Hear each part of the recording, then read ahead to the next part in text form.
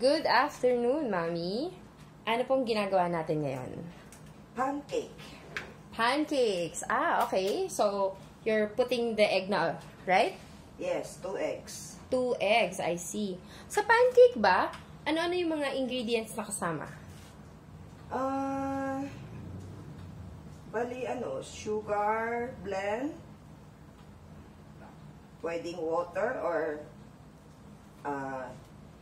milk na evaporated.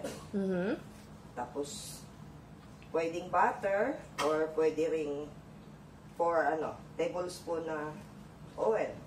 Okay. Nabanggit niyo kanina sugar. Kahit anong sugar ba pwede ilagay dito? Pwede, pero mas maganda kung gagamitin mo yung sugar blend para mas healthy siya. Lalo na kung may diabetes, mas maganda siyang gamitin. Kaysa sa ordinary sugar lang. Yes, kasi pareho din naman siya matamis din, walang pagkaiba ang lasa.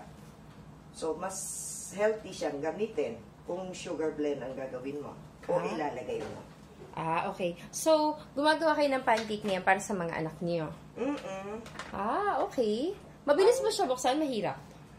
Mabilis lang. Mabilis lang siyang buksan. There. At saka tipid siya. Hindi gaano karami ilalagay mo. Lasa na yung tamis niya. So, mas matipid siya actually. Kasi siya iba yung tamis niya, pero hindi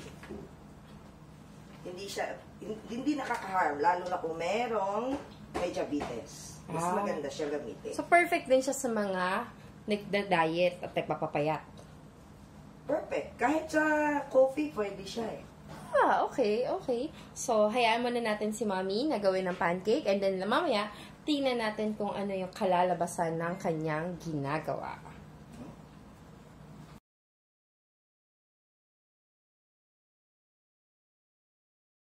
Okay, so we're actually done and the cooking has already been done and here is the finished product.